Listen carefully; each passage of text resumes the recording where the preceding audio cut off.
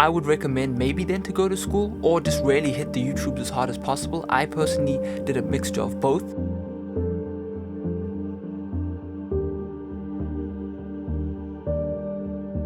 Alrighty, what is up everybody? It is your boy Farai.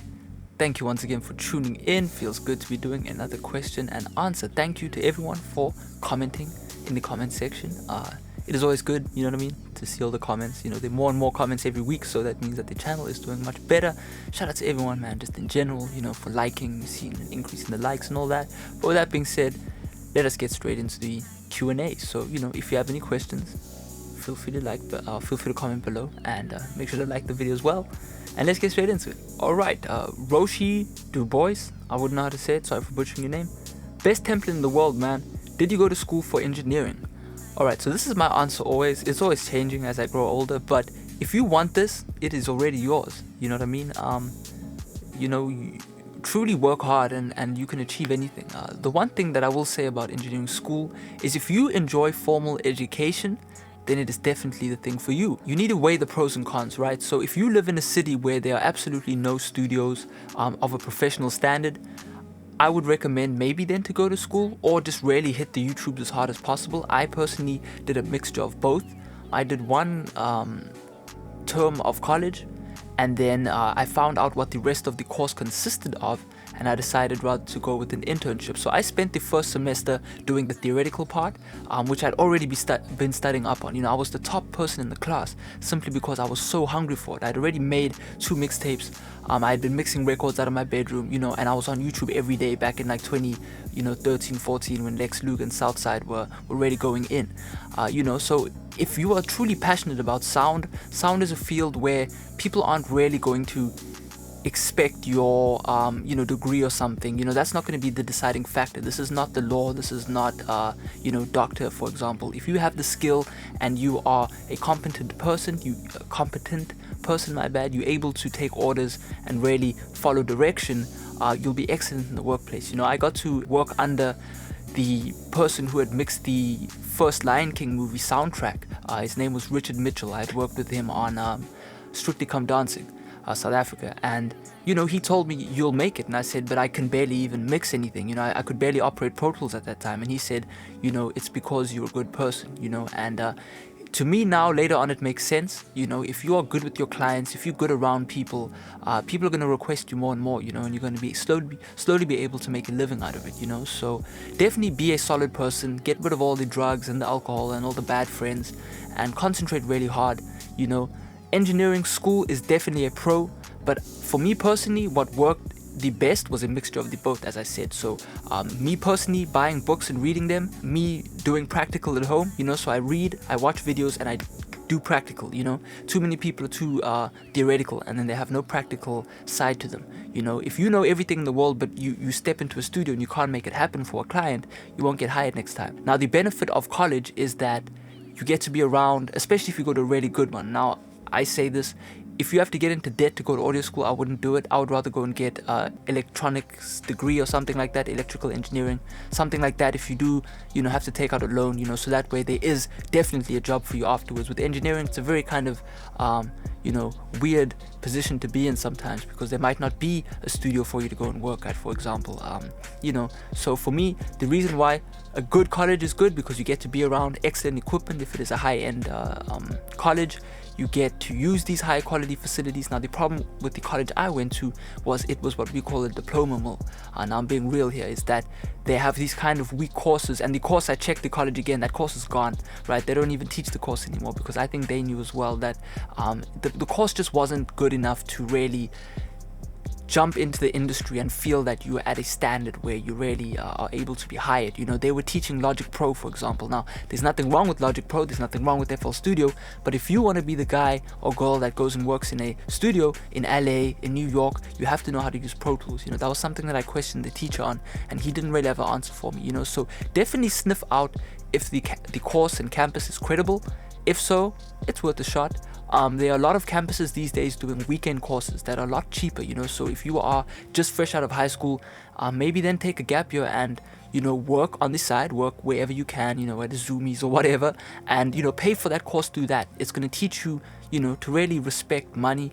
It's going to teach you, just how to be better. You know what I mean? You're going to be able to do the course, and if you feel that you have benefited from it, great. Then that way you can build further on. But in my opinion, it's really either or. There's no right answer to it. But be diligent and work hard, and as I say, get off any sort of drugs and distractions that are going to really distract you from achieving your goals. The thing about mixing and all of that is you can be hot today and gone tomorrow. So it's really the ones, like I look at someone like Zaytoven, who has been in the game for really long. He's someone that goes to church every Sunday. Now it doesn't mean that you have to go to church, but what I say is that he has a strong character. Those are the people that last 20, 30, 40 years in the industry and really make a living for themselves. So think about those things. You can apply that as well to anything in life. If you want to be an engineer in something else, just consider the pros and cons. Definitely. Obi-Wan Beats says, wow, this ish 4C, I don't know what that means, stuff, you really don't need Pro Tools. Yes, you don't really need Pro Tools in order to get good sound. Sound is based on perception. Nobody that is a listener is going, oh, that person definitely made the song in FL Studio. If you listen to all of Lex Luger's beats and Southside's beats and TM88's beats, those are all FL Studio beats. And you've got people like Wiz Khalifa and all of the top artists, Rick Ross, Drake, that have rapped on these beats, and nowhere in the club on a Saturday night or on a Wednesday afternoon sitting in traffic is going, that was made in FL Studio, that was made in Cubase. You feel me? So it doesn't matter what you make, but as long as you, the engineer, you, the beat maker, are fire with what you do, you appeal to the right demographic, you solid. So yeah. Alright, Music Tutorials asks, yo, how do you get good reverb for the mix so it becomes clear when you upload it? Well, I would definitely just start off by watching a few tutorials on reverb sends, right? Auxiliary sends. Definitely watch some live sound videos and see how these guys are setting up their reverb buses, their subgroups, their aux sends, whatever you want to call it. But for me personally, when I set up reverbs to sound good, I would guess, and you say upload, so I'll get a bit technical here. When you are mixing for the internet, you don't want your sound to be too stereo wide, because the first thing that is sacrificed when you convert to MP3, especially low resolution MP3, like for example if you are watching YouTube in 480p, the first thing that's going to suffer is the stereo image of your song. So if you've got the super wide beautiful song that sounds amazing in your speakers, what will end up happening is in a low resolution, right, in 128 kilobytes per second, 64 kilobytes per second, your song is really going to sound mushy and nasty. So definitely ease up on the reverb a little bit. But my favorite thing, man, we used to listen to what was my favorite song back in the day was The Weeknd, In My Zone, I think it was, and that song was just drowning in reverb. But that to me was the best example of how to use hip-hop reverb. So, or I don't know what you're trying to mix, but definitely listen to that song and then listen to it in the lowest resolution possible, and you will hear how bad the stereo image starts to sound due to the fact, due to the nature of MP3. The first thing that suffers is the side channel, which is all the stereo information. So hopefully that answers your question. Okay, ETI asks, hey man, great video as always. I'm wondering if your vocal enhancer is similar to a Waves NLS channel. So awesome, thank you for the question. I have made my own 2 plugins. Actually 3 now. We've got the Easy EQ, which you can find on the web store, and I don't charge a lot for them. I think it's $3 for the Easy EQ, and it's just really patcher plugins that I've made. We've got the Easy EQ, we've got the vocal enhancer, and then the digital preamp. And really these plugins are just made to add a little bit more warmth to your vocals, with a little secret sauce here and there. They're completely stock made plugins, so you just drag and drop them and save the presets and they're good to go. Now, is the vocal enhancer similar to NLS? In a way, yes. I think what NLS is trying to emulate is having your vocal run through a analog mixing console, so that you can get that sound of the solid state logic console, or you can get the sound of the Neve console, or whatever it is that you want to emulate. Now what my one does is a bit more features added. Obviously now I haven't emulated the way Waves have emulated, but some people have said it sounds good, so I think it sounds pretty good. I used it on the last tutorial that you can find one video before this one, and what it has is it's got an EQ on it, it's got some tube distortion, and really the whole point of the plugin is just to add a bit more warmth and character to your vocal if you only have an audio interface. You know what I mean? I ran my vocal through a Neve and then to the vocal enhancer, and it sounded pretty damn good to me. So test it out.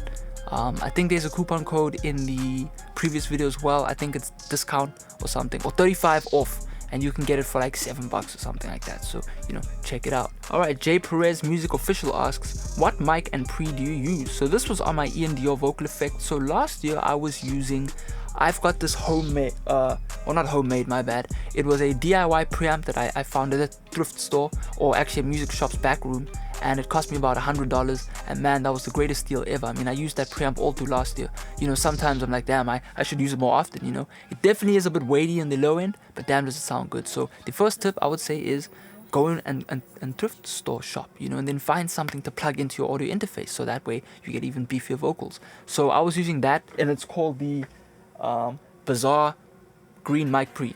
I've never found the schematic online. If I knew what it was emulating, you know, all I know is it's got a massive transformer in it. So for those who don't know about electronics, a transformer adds extra weight to your vocal. It's like basically a massive coil, you know, of wire, and your vocal runs through it and makes it sound beefier. That's what I know.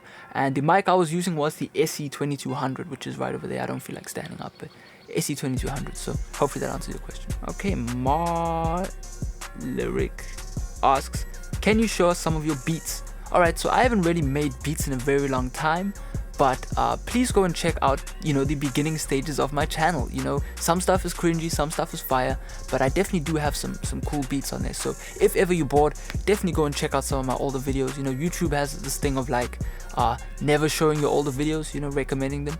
Some of my videos have like 300 views, and they're some of my favorite videos I've ever made, you know. So definitely dig deep through my archives. I've definitely got some good stuff. I've really been trying hard consistently ever since really taking YouTube seriously. So, you know, check my stuff out from a year and a half ago. Good stuff. Prince Shay asks, what is Channel 4 and how do I get it? Alright, so there's a company out there, guys and girls, called Air Windows, and it is a guy, I forget his surname, but his name is Chris, and he is basically, you know, a programmer. He makes his own VSTs, and damn, do they sound pretty good. I should actually download some of these on my new computer. But Channel 4 is basically a poor man's Waves NLS. Now, it does not have an interface. That's why he's able to give these presets out for free. He has a Patreon page, and the Patreon every month is able to fund his, you know, development for these VSTs. So definitely type in airwindows.com on Google and check out his VSTs. They are amazing. The Channel 4 was emulating similar to the NLS. It was emulating Neve, SSL, and API, I think, and it just adds a little bit of magic, you know, fairy dust onto the vocal. And he has so many of these types of plugins. He's got tape emulation plugins, which in my opinion sound better than the Waves plugins. RIP my Waves sponsorship one day. Not that I wanted it, but you know, definitely go and check out Chris from Air Windows. Hidden gems. For some reason, there are a lot of people in the industry that you'll meet that'll be like, oh, Air Windows, you know, and they'll be like, you know, keep it down. So check out his stuff as well. Good. All right, Mert, I would not know how to pronounce his surname, but shout out to you. Says you sound like Kili. Kilimanjaro. Alright, Jaden asks, what is a 2-track beat? Okay, so time for some terminology time. So a 2-track beat, basically in 2019, I would say is just an instrumental. Now, what is an instrumental? It is an MP3 downloaded beat. You know, you find a beat online, and we have many names for it, you know. I would ask the client, if the client walks in and they have a beat, I would say, where's the 2-track? You know, where's the beat at? Now, I think this term comes from the tape days, you know, the 2-track tape machine, but that was before my time, so you can Google that. But in hip-hop, we say 2-track beat, instrumental, type beat, whatever you want to call it. Alright, UG Senura asks, how do you do a vocal doubler without doing other takes to save time? Uji Senera, much love from Sri Lanka. Shout out Sri Lanka. Alright, so I would firstly recommend going and watching my vocal doubler video. I've actually got one. Just type in Farai the Producer vocal doubler, and there should be this cool thumbnail with like a Neumann microphone, and that was my cheat code on basically how to replicate your main vocal that you've recorded and then to duplicate it twice. And then what you do with each duplicate, right, you pan it hard left and right, and then what you do is you pitch them.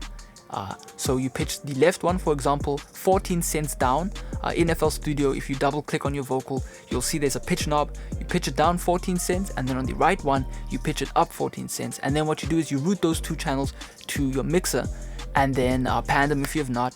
And then what you do is you slowly bring them up in level, and then you will get this kind of way more weighty sound. Now what you can practice with as well is pitching them more up and down. So for example, 50 cents down, 50 cents up, and you start to get this kind of weird thing going on in the background, but it definitely does act as a vocal doubler. Now here comes the reality check, is I recommend not to copy paste your vocal doubles. I always recommend artists to record them from scratch, because that's where you get that real wide human sounding vocal double, you know. And now obviously if you don't have time, do what I said earlier, but me personally, I like to record my vocal doubles separately. Tino, shout out Tino. Got a question for you, bro. How to not lose instruments when playing in mono using 2-track instrumentals? So I'll have to answer this in 2 parts because I don't quite know exactly what you're asking. But what I think, right, first off is there's something that we call phase. Right now, if you have something that's out of phase, that is way too wide, download the Voxengo span plugin. You'll see in the bottom right of the plugin there's a little phase meter. Now when it's all the way to the right, it is in phase, and when it goes all the way to the left, it is out of phase. So that means it's bad. So you know, what you want to do is, for example, in a 2-track instrumental, if you're listening to the instruments just without the drums and it's going all the way to the left, and you sum your stuff to mono, it'll probably vanish. That means that these instruments are out of phase. So if you've downloaded the beat, I would probably chuck the beat and get a different one, because it'll never sound good in mono. Really, it becomes very difficult to kind of mix the beat. There are all sorts of techniques you could do, but when making your own beats, just check your phase. You know what I mean? How wide are you going? You know, definitely don't duplicate sounds and then pan them hard left and right, because when you sum them to mono, they vanish. Because the way phase works, from what I understand, if you have 2 things that are exactly the same on the left and right channel, when they are summed to mono, they will cancel each other out. Phase cancellation. It's like if you can do a little test, right? Record a vocal and then duplicate it, right? So it's a brand new take, and then double click on the vocal, and then you'll see in the bottom of the little FL tab thing, there will be this thing called reverse polarity. You'll also find it on the mixer. Switch the polarity, and then suddenly you won't hear the vocal anymore. It's gone, because that is now out of phase. So phase to me is like science. I don't know, but I've always known just to always listen to my mix in mono so I can hear are things in phase or not, and it's always worked for me. You know, I always listen to my mixes in mono. I always try and listen to my mixes on the cell phone. That way I know if the mix is sounding good or not. So alright, so here's something that you guys definitely shouldn't do. You know, I know some people just don't know any better, but I will scratch the name out here, but read this comment. Alright, could you write lyrics for me? I would greatly appreciate it. I will pay you back in time. Much love. I love your vids. Now, I appreciate the kind message, but you know, in the music industry, man, there's people that are working so hard every day, and you know, to tell someone, hey man, I'll pay you in time, you know, it's kind of disrespectful. You know, I don't mind, you know, if someone comments that, it's fine. You know, there's a lot of young people viewing the channel, but in life, it's always good to pay for stuff. You know, you don't go to a restaurant and say, yo, I got you, I'll pay you next week, and then bone out. You know, something in the industry to learn. You know, always, you know, if you want to approach a producer and they say I'm charging 50 for the beat or whatever, approach them, hit them with the DM and say, dog, I only have 20. And most likely, if they're nice people and they don't really need the money too much, you know, they'll give you the least. You know what I mean? People hit me up for coupon codes once in a while, and I'm fine to give a coupon code, you know, because when someone truly wants to progress in life, you know, money shouldn't really hold you back too much. You know what I mean? You don't have to always be too mean about it, but to say I want something for free, you know, and kind of demand it is kind of like, you know, sketch. So, you know, take the life lesson, I guess. Alrighty, so those are all the questions, boom, for this week's episode. Now, I will be on holiday for a week. I will try and maybe do a vlog. I don't know, I'm still thinking about it. I'm going to be chilling out in an apartment in a different city, just to kind of get away from the studio. I'm probably bringing my other computer with, though, you know, because I'm addicted to work. But, you know, hopefully you had a good time chilling out with me. And I hope to see you next week. You know, smash that like button. Check out the web store for some presets. And I'll see you next week. Peace out.